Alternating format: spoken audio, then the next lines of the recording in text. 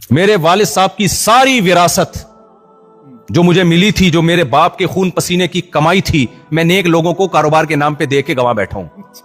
تو میں تو بھگتا ہوا ہوں بھائی, بھگتا ہوا. اور میرے والد صاحب وصیت کرتے تھے جو پیسہ آپ کی جیب میں ہے وہ آپ کا ہے, کسی کو دے دیا نا کاروبار کے نام پہ تو وہ آپ کا نہیں ہے. پھر اگلا جملہ بھی کہتے تھے کہ دیکھو یہ باتیں جب بتائی جاتی ہیں بڑوں کی سمجھ میں, بڑوں کی طرف سے, تو بچوں کی سمجھ میں آتی نہیں ہے, آئیں گی جب دو گے اور بھگتو گے. اور انہوں نے مجھے کہا تھا کہ تم دو گے, یعنی ان کا میسج دے دیا کہ ویسے سمجھ میں نہیں آتی, میں نے دے دیے, سمجھ رہے ہو. تو مجھے جب وراثت ملی میں بڑا مالدار ہو گیا تھا ان دنوں میں. تو اب وسیم بھائی بھی آ رہے ہیں, وسیم نہیں تھے, کیریکٹر کا نام ہے وسیم, وہ بھی آ رہے ہیں. مفتی صاحب وہ ایک کاروبار ہے بڑا بہترین, ایسا بہترین بزنس ہے, ایسا ہوگا کہ ہم دونوں مل کے شروع کریں گے, پیسہ آپ کا ہوگا, محنت میری ہوگی. تو مجھے والد صاحب کی نصیحت یاد آتی تھی. میں کہتا نہیں یار, وہ مجھے کہنے لگے, والد صاحب نے مجھے کہا کہ جب کوئی کہنا پیسہ دو, آدھا نفع تمہارا آدھا میرا, تو اس سے کہا کرو پورا پیسہ تم لگاؤ, پورا نفع خود رکھو. بہترین آفر میری طرف سے تمہیں, ٹھیک ہے نا, آدھے کی ضرورت بولو نہیں. لیکن والد صاحب نے کہا بھگتو گے ضرور تم, یہ ہوتا نہیں ہے جب تک خود سر پہ پڑتی نہیں ہے, سمجھ میں بات آتی نہیں ہے. تو میں نے کیا کیا, بہت سے لوگوں کو بھگا دیا والد صاحب کی نصیحت کی وجہ سے. 3 آدمی مجھے ایسے ملے, میں نے کہا یار ان سے زیادہ نیک دنیا میں کوئی ہو نہیں سکتا. مجھے لگا میں ان سے دم کرواؤں, یہ تو بڑے نیک ہیں. بات بات پہ اللہ کے رسول اور ایمانداری کے فضائل اور قرآن و سنت اور ماشاء اللہ سبحان اللہ, اور بس.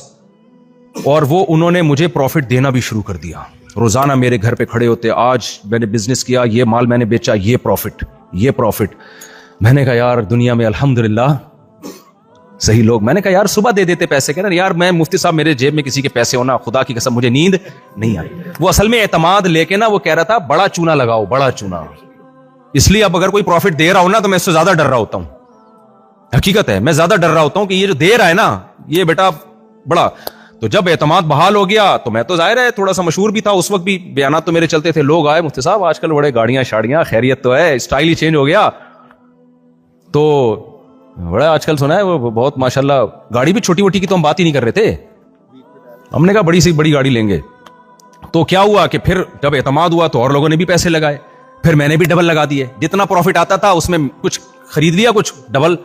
اس کے بعد ایک دن, اچھا اس سے ہم, قرآن میں ہے کہ جو بھی معاہدہ کرو لکھو, تو میں نے کہا میں تو قرآن و سنت پہ عمل کر کے اسٹیمپ پیپر پہ لکھ بھی رہا ہوں, شناختی کارڈ کی کاپی بھی, انگوٹھا بھی. 6 سال میں نے وہ انگوٹھے سنبھال کے رکھے ہیں بھاگنے کے بعد. ٹھیک, اس کے بعد میں نے کہا یار اس انگوٹھے کو دیکھ کے حسرت کے علاوہ کچھ بھی حاصل نہیں. وہ انگوٹھے بھی ہم نے پھاڑ کے پھینک دیے. ہم نے کہا قیامت میں ہی ملے گا بھائی, دنیا میں نہیں مل سکتا, دفع کرو. ابا نے بولا تھا نا, سمجھ میں آ گیا. تو مجھے یہ فائدہ ہوا کہ میں لوگوں کے ساتھ اپنا تجربہ شیئر کر سکتا ہوں.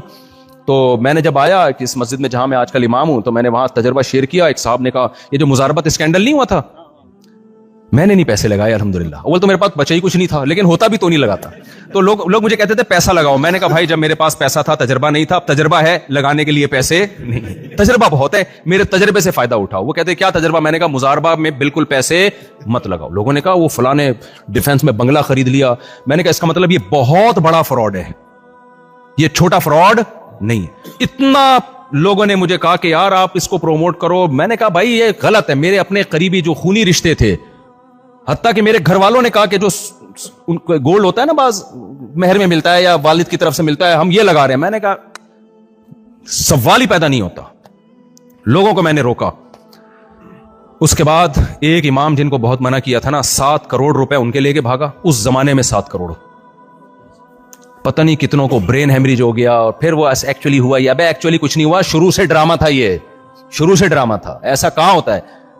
ایک صاحب میرے پاس آئے, مجھے کہنے لگے کہ بھائی وہ مفتی صاحب میں پیسہ لگا رہا ہوں. میں نے کہا کیوں لگا رہے ہو پیسہ؟ کہہ رہے ہیں اصل میں وہ جنریٹر جو ہے نا, ایک کمپنی کو جنریٹر چاہیے, یہ کیا کرے گا کیش پہ خریدے گا اور قسطوں پہ اس کو مہنگا کر کے بیچ دے گا. تو وہ قسطوں میں جو پروفٹ آئے گا آدھا میرا آدھا اس کا. میں نے کہا یار میں مولوی ہوں, مجھے اتنی سینس ہے کہ کمپنی ڈائریکٹ کیوں نہیں خرید لیتی. کمپنی کے پاس پیسے نہیں ہیں, وہ آپ سے لے گی گلی محلے کے تاجر سے. ڈائریکٹ کیوں نہیں خرید لیتی کیش پہ؟ تو بالکل جب انسان کا پیسے میں پاگل ہوتا ہے نا تو دماغ کام کرنا چھوڑ دیتا ہے.